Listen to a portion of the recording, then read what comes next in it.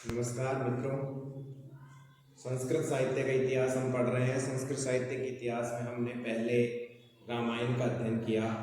आज हम वेदव्यास, जिन्होंने महाभारत की कथा, जो भारतीय इतिहास में एक अनमोल अपूर्व धरोहर है, उसका अध्ययन आज हम इस क्लास में करेंगे। तो चलिए देखते हैं। अगर हमारा वीडियो अच्छा लगे तो आप एक बार जरूर सब्सक्राइब करें। हम आपसे ये बहुत आशा रखते हैं कि आप एक बार हमारे इस चैनल को जरूर सब्सक्राइब करेंगे। चलिए देखते हैं। कृष्णद्वैपायन वेदव्यास कौन है? कृष्णद्वैपायन वेदव्यास। तो देखो, हम नाम सुनते हैं वेदव्यास, लेकिन वेदव्यास नाम तो आपने खूब सुना है, लेकिन नाम है इनका पूरा कृष्णद्वैपायन वेदव्यास। तो कृष्ण इनको क्यों कहा गया? क्योंकि इनका रंग था जो क्या था, थोड़ा काला, तो इस कारण से इनको क्या कहा? कृष्ण। द्वैपायन एक द्वीप विशेष से है, इस कारण से उनके नाम के साथ क्या है? द्वैपायन। और वेदव्यास मतलब जिन्होंने वेदों को 4 भागों में विभक्त करके लिखा, ऋग्वेद, यजुर्वेद, सामवेद, अथर्ववेद, इस कारण से इनको क्या कहते हैं? वेदव्यास। क्लियर? तो इन्होंने जो रचना लिखी वो है महाभारत, जिसका आज हम अध्ययन करेंगे। तो महाभारत का समास विग्रह होगा महत च यत भारतम। महत च यत भारतम मतलब महान है जो भारत। कर्मधारय समास होगा इसमें, तो बन जाएगा रूप महाभारत। महान है जो भारत, हिंदी में। ठीक है, तो देखिए इसको हम क्या कहते हैं? सत सहस्री संहिता। सत का मतलब 100, सत का मतलब क्या होता है? 100। सहस्री मतलब 1000, 100,000। संहिता मतलब वही आ गया, एक पद्यात्मक काव्य जो संहिता के रूप में यहाँ पर निरूपित किया गया, मतलब 100,000। तो 100,000 का मतलब होता है 1,00,000। आप इतनी तो गिनती जानते ही हैं। चलो आगे देखते हैं। यत न भारते तत् न भारते मतलब यत जो न नहीं है, भारते मतलब महाभारत में, जो महाभारत में नहीं है, तत् वो न नहीं है भारते, भारत मतलब वो भारत में नहीं है। जो महाभारत में नहीं है वो भारत में भी नहीं है। ये इस महाभारत का महात्म्य बता रहा है कि जो भारत में, जो महाभारत में नहीं है, वो इस देश, इस हिंदुस्तान में, इस भारत में भी नहीं है। चलिए आगे देखते हैं। धर्मे चारते चकामे च मोक्षे च भरत ऋषभ है। यत इह अस्ति तत् अन्यत्र यत न इह अस्ति न तत् क्वचित्। मतलब धर्मे धर्म, च अर्थे और अर्थ, च कामे और काम, च मोक्षे और मोक्ष, च भारत ऋषभ है, च भरत ऋषभ है भारत। मतलब 4 पुरुषार्थ हैं, धर्म, अर्थ, काम और मोक्ष, जिनका वर्णन महाभारत में है और भारत का वर्णन महाभारत में है। ये कहने का से ये है, यत इह अस्ति जो यहाँ है, तद अन्यत्र वो कहीं नहीं है। मतलब महाभारत का महात्म्य बताते हुए वेदव्यास लिख रहे हैं कि जो धर्म, अर्थ, काम, मोक्ष और भारत यहाँ पर है, वो तद अन्यत्र और कहीं नहीं है। और यत न इह अस्ति जो, यत जो न नहीं है, इह यहाँ अस्ति है, जो यहाँ नहीं है, न तत् क्वचित वो कहीं पर नहीं है। चाहे आप पूरे संसार में कहीं भी चले जाओ, ये हमारे हिंदुस्तान में ही होगा, ये हमारे भारत में ही होगा, अन्यथा कहीं भी नहीं होगा। चलिए आगे देखते हैं। त्रिभी वर्षै सदुत्थायै कृष्णद्वैपायन मुनि। मतलब त्रिभी वर्षै 3 वर्षों में, महाभारत कितने वर्षों में लिखा है वेदव्यास ने? 3 वर्षों में। त्रिभी वर्षै सदुत्थाय मतलब अच्छे संधि यानी अच्छा उत्थाय उठाने के लिए, मतलब अच्छी गति को उठाने के लिए कृष्णद्वैपायन मुनि ने ये लिखा है क्या, महाभारतम आख्यानम, महाभारत का आख्यान किया है।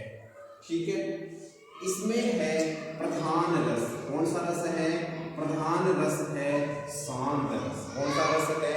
प्रधान रस यहाँ पर शांत रस है। महाभारत में प्रश्न पूछा जा सकता है, महाभारत में कौन सा रस है? ऑप्शन आ जाएंगे श्रृंगार रस, करुण रस, वीर रस, शांत रस। आप वीर रस में जल्दी से जाओगे क्योंकि युद्ध हुआ था इस चक्कर से, लेकिन महाभारत जो पूरा है उसको निचोड़ निकालेंगे, औसत निकालेंगे तो सब सर्वाधिक शांत रस का प्रयोग किया गया है। यत्र तत्र आपको सभी रस मिल जाएंगे। ठीक है, इसके आगे देखते हैं महाभारत के वर्तमान में 3 संस्करण मिलते हैं। कितने संस्करण मिलते हैं? 3। उनमें से सबसे पहला है कलकत्ता संस्करण। कौन सा संस्करण? कलकत्ता संस्करण। कलकत्ता संस्करण में हरिवंश पर्व मिलता है। हरिवंश पर्व शामिल है, यह भी बताएंगे हरिवंश पर्व क्या होता है। दूसरा संस्करण है बंबई संस्करण। कौन सा संस्करण? बंबई संस्करण। इसमें अभाव है इसका हरिवंश पर्व। क्लियर? लेकिन यहाँ पर नीलकंठी टीका है, उसके साथ में ही इस बंबई संस्करण का विमोचन हुआ है, मतलब ये मिलता है। तीसरा संस्करण है मद्रास संस्करण। मद्रास संस्करण में भी हरिवंश पर्व क्या है? शामिल है। ऐसे 3 संस्करण हैं जिनमें कलकत्ता और मद्रास में हरिवंश पर्व मिलता है और बंबई संस्करण में नहीं मिलता। बंबई संस्करण में नीलकंठी टीका मिलती है। आगे देखो खिल पर्व, जो अभी पढ़ रहे हो हरिवंश पर्व, जिसी को आप क्या कहते हैं? खिल पर्व भी कहते हैं। हरिवंश पर्व को ही खिल पर्व कहते हैं, जो एक परिशिष्ट के रूप में है, मतलब जिसे महाभारत का भाग नहीं माना जाता है। क्यों नहीं माना जाता है वो अभी बताएंगे। हरिवंश पर्व को महाभारत का भाग नहीं माना जाता है और कुछ मानते भी हैं, तो इस कारण से यहाँ पर क्या हो गया? ये परिशिष्ट, मतलब जो बचा हुआ भाग है वो। इसके बाद में आता है हरिवंश पर्व विष्णु पर्व और भविष्य पर्व से मिलकर बना है।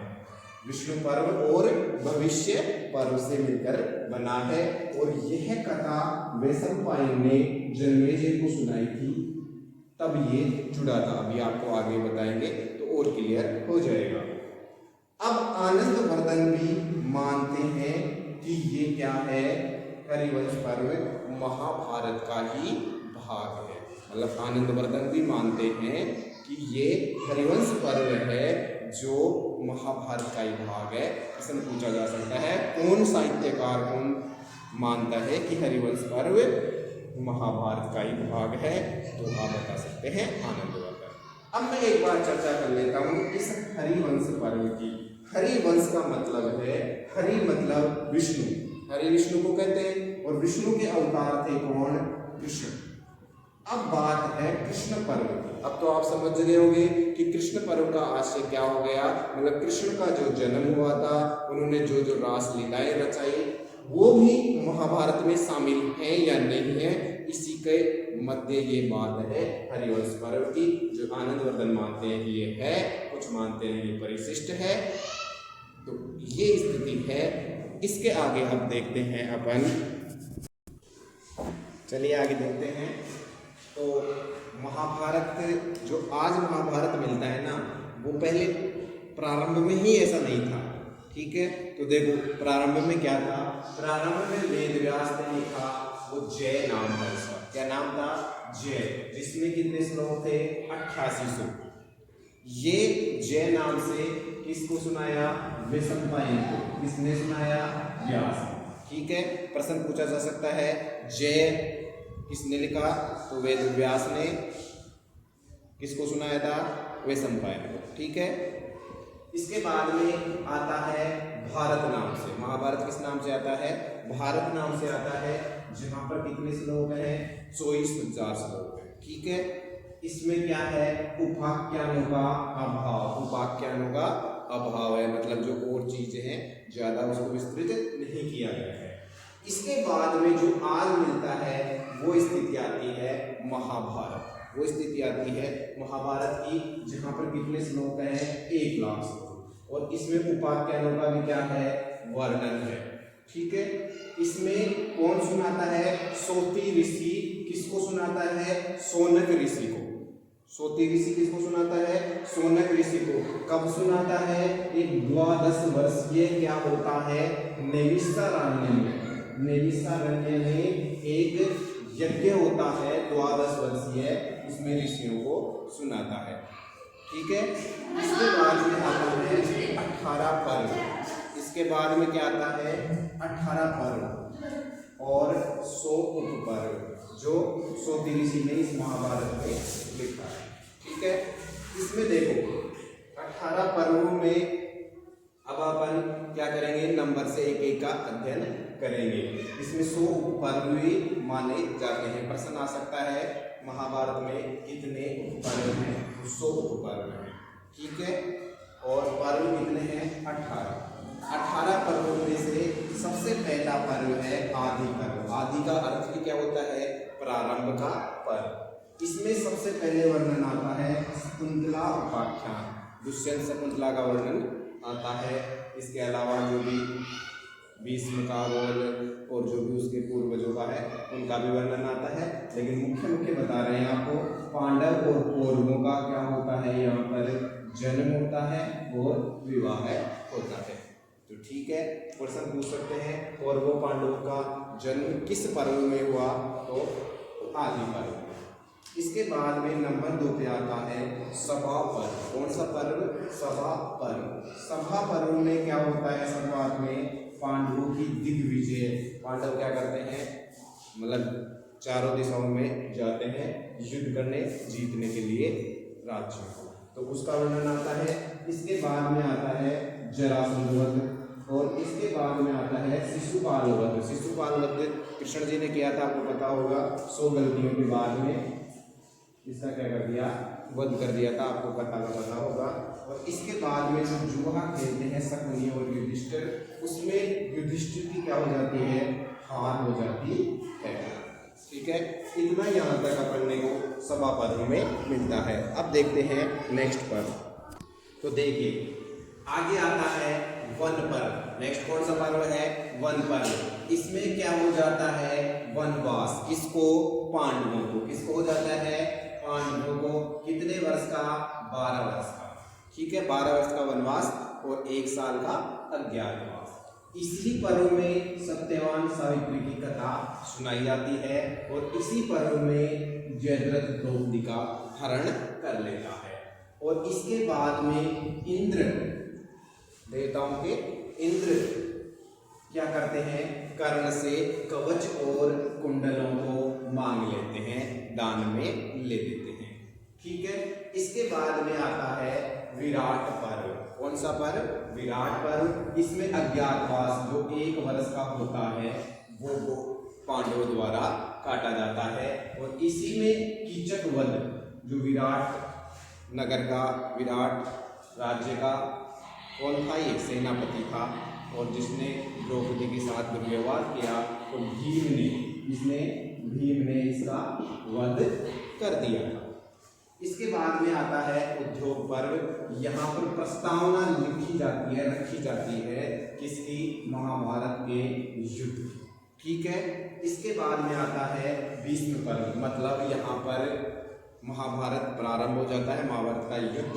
और यहाँ पर देखो 10 दिन क्या है? ये 10 दिन का मतलब है ये भीष्म पर्व 10 दिन का चलता है। मतलब 10 दिन भीष्म पितामह है, 10 दिन तक क्या रहते हैं? सेनापति रहते हैं। और इसमें प्रारंभ में 18 अध्याय और 700 श्लोकों वाली श्रीमद् भगवत गीता का उल्लेख मिलता है, जो कृष्ण के द्वारा अर्जुन को सुनाई जाती है। और अंत में अर्जुन के तीरों की सरसैया पर भीष्म सो जाते हैं, मतलब घायल हो जाते हैं और वो नीचे गिर जाते हैं। तो ये होता है। इसके बाद में आता है द्रोण पर्व, जो द्रोण सेनापति बन जाते हैं महाभारत के युद्ध में कौरवों की तरफ से। तो ये होते हैं 5 दिन तक। कितने दिन तक? 5 दिन तक। इसमें अभिमन्यु जो चक्रव्यूह में फंस जाते हैं, अर्जुन के दूर जाने पर अभिमन्यु की मृत्यु हो जाती है और शपथपूर्वक अर्जुन जयद्रथ को मारते हैं। उसके बाद में द्रोण की हत्या भी हो जाती है, अर्जुन ही इनको मारते हैं। और इसके बाद में अर्जुन को ऐसे मारते नहीं, मारने वाला धृष्टद्युम्न होता है। और लास्ट में किसकी मृत्यु हो जाती है? घटोत्कच जो भीम का पुत्र था, जिस पर कर्ण ने बाण चलाया था। इसके बाद में अश्वत्थामा जो द्रोण की मृत्यु होने पर क्या हो जाते हैं? गुस्से हो जाते हैं और वो कौन सा अस्त्र चला देते हैं? नारायणास्त्र चला देते हैं। लेकिन पांडवों का बचाव कृष्ण के द्वारा कर लिया जाता है। इतना उल्लेख द्रोण पर्व में मिलता है। इसके बाद में आता है कर्ण पर्व। कर्ण 2 दिन तक सेनापति रहते हैं कौरवों की सेना के, जिसमें शल्य और कर्ण के बीच में वाद युद्ध चलता है। मतलब शल्य क्या कहता है? अर्जुन की बढ़ाई करता है। और लास्ट में किसकी मृत्यु हो जाती है? कर्ण की मृत्यु हो जाती है। और अब शल्य पर्व, नेक्स्ट पर्व शल्य पर्व है। तो शल्य खुद 1 दिन का सेनापति बनता है और अंतिम 18वें दिन का इसमें वर्णन मिलता है। इसके बाद में आता है सौप्तिक पर्व और इसी शल्य पर्व में पांडवों की क्या हो जाती है? विजय हो जाती है। इसके बाद में आता है सौप्तिक पर्व। सौप्तिक पर्व में कृपाचार्य, कृतवर्मा और अश्वत्थामा ने एक जघन्य अपराध किया। उसमें सोई हुई पांडवों की सेना पर और द्रौपदी के 5 पुत्रों पर हमला कर दिया और उनकी हत्या कर दी। इसके बाद में आता है स्त्री पर्व। इसमें कुंती युधिष्ठिर को कर्ण के बारे में बताते हैं, ये मेरा ही पुत्र था। तो इस बात को छुपा के रखती है इतने दिनों तक कुंती। इस कारण युधिष्ठिर स्त्री जाति को क्या देते हैं? श्राप देते हैं कि तुम कोई भी बात को गोपनीय नहीं रख पाओगी, तुम किसी भी बात को छुपा नहीं पाओगी। इतना अपन ने यहाँ देखा। अब देखते हैं आगे। चलिए इसके आगे देखते हैं शांति पर्व। कौन सा पर्व? शांति पर्व। यह है महाभारत का सबसे बड़ा पर्व है। यह है महाभारत का प्राण भी कहलाता है, मतलब सबसे मुख्य है। इसमें राजधर्म, वर्ण धर्म, आश्रम धर्म और आपद धर्म का वर्णन मिलता है। और मोक्ष प्रतिपादन के लिए पाराशर गीता और हंस गीता का वर्णन भी यहाँ पर देखने को मिलता है। तो क्वेश्चन पूछा जा सकता है, इन धर्मों के बारे में पूछ सकते हैं कि इन धर्मों का वर्णन कहाँ पे है?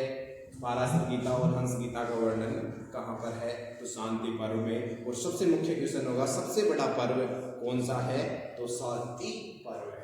इसके बाद में आता है अनुशासन पर्व। तो अनुशासन पर्व नाम से ही पता चल रहा है कि भीष्म युधिष्ठिर को अनुशासन के रूप में उपदेश देते हैं। और यहाँ पर शिव सहस्त्र नाम स्तोत्र और विष्णु सहस्त्र नाम स्तोत्र का भी वर्णन करते हैं युधिष्ठिर के लिए। शिव सहस्त्र मतलब शिव जी के सहस्त्र मतलब 1000 नामों का जो सूत्र था, मंत्र था, उसका ज्ञान देते हैं। और विष्णु सहस्त्र नाम स्तोत्र मतलब विष्णु के 1000 नामों का ज्ञान देते हैं। इसके बाद में आता है आश्वमेधिक यज्ञ। यह आश्वमेधिक पर्व। तो इसमें आपको पता चल जाएगा नाम से ही कि व्यास जी युधिष्ठिर को कहते हैं कि आप यज्ञ करो। कौन सा यज्ञ? अश्वमेध यज्ञ। आप जानते हो अश्वमेध यज्ञ के बारे में। और यहाँ पर अनुगीता का वर्णन मिलता है और शस्त्र शास्त्रीय सामग्री का भी यहाँ पर प्रसाद किया गया है। इसके बाद में आता है आश्रम वासिक पर्व। आश्रम वासिक पर्व का मतलब है कि आश्रम 4 होते हैं, गृहस्थ, वानप्रस्थ, संन्यास और बालाश्रम। प्रारंभ में बालाश्रम तो जो होता है ये धृतराष्ट्र, गांधारी, कुंती और विदुर, ये चारों कहाँ चले जाते हैं? इस पर्व में वानप्रस्थ मतलब वन को गमन कर जाते हैं। इसके बाद में आता है मौसर पर्व। ये बहुत ही अच्छी चीज़ है, अच्छी नहीं है वैसे, खतरनाक चीज़ है लेकिन अच्छी स्टोरी है। इसमें क्या होता है? यदुवंश का नाश हो जाता है। क्यों हो जाता है? देखो, गांधारी श्राप देती है कि जिस प्रकार से मेरा वंश का नाश हुआ है वैसे ही आपके वंश का भी क्या हो जाएगा? नाश हो जाएगा। तो कृष्ण जी एक जो लकड़ी के बारे में कहते हैं इससे ही तेरा नाश होगा। तो उस लकड़ी को वो क्या करते हैं, चीर के समुद्र में बहा देते हैं। लेकिन उसका क्या होता है, एक दिन धीरे धीरे धीरे धीरे एक वृक्ष बन जाता है उस समुद्र में, और फिर वो वृक्ष से ही व्याध बनता है, और उसी ही व्याध से फिर समस्त यदुवंश का नाश होता है, और कृष्ण का भी उसी व्याध से क्या हो जाता है, अंत हो जाता है। तो ये गांधारी का शाप यहाँ पर सिद्ध हो जाता है। इसके बाद में आता है महाप्रस्थानिक पर्व। महाप्रस्थानिक पर्व जो सबसे छोटा पर्व है, ठीक है, ये कौन सा है, सबसे छोटा पर्व है, और सबसे बड़ा है शांति पर्व, सबसे छोटा है महाप्रस्थानिक पर्व। यहाँ पर क्या होता है, महाप्रस्थान हो जाता है, कहाँ पर, पांडव कहाँ चले जाते हैं, हिमालय पर। तो देखिए यहाँ पर क्या होता है, युधिष्ठिर सहशरीर स्वर्ग में जाते हैं, सहशरीर स्वर्ग में जाते हैं, और बाकी सभी पांडवों का यहाँ पर क्या हो जाता है, गल जाते हैं। वो कहा जाता है कि गल जाते हैं, पतन हो जाता है, और उसके बाद में वो आत्मा के साथ में ही, उनकी आत्मा ही स्वर्ग में जाती है। लेकिन युधिष्ठिर एकमात्र ऐसा था जो धर्म पुरुष था, इस वजह से उसका पूरा शरीर ही स्वर्ग में जाता है। इसके बाद में आता है अंतिम स्वर्ग आरोहण। तो स्वर्ग में कृष्ण आदि से मिलन होता है, और महाभारत का महात्म्य यहाँ पर बताया जाता है। यहाँ पर क्या बताया जाता है, महाभारत का महात्म्य बताया जाता है, और महाभारत का सार भी बताया जाता है, और कृष्ण आदि से मिलन हो जाता है। यह इसलिए मुख्य है क्योंकि यह अंतिम भी है। अब ध्यान रहे कि वर्तमान में 1923 अध्याय हैं। कितने अध्याय हैं, महाभारत में 1923 अध्याय हैं, और 96,244 श्लोक हैं, ठीक है। इसके बाद में आती हैं टीकाएं, तो देवस्वामी, वैशंपायन, विमलबोध और नारायण सर्वज्ञ, ये मुख्य टीकाएं हैं। अन्य टीकाएं भी हैं जिनको आप याद कर सकते हो, लेकिन इनका जरूर याद रख ले, प्रश्न पूछ सकता है। विमलबोध टीका किस ग्रंथ से जुड़ी हुई है, किस ग्रंथ से समाहित है, तो महाभारत से, ठीक है। आपके लिए आज के लिए इतना ही। अगर आपको हमारा वीडियो अच्छा लगे तो लाइक शेयर सब्सक्राइब जरूर करें। इसके अलावा जय तु भारतम, जय तु संस्कृत।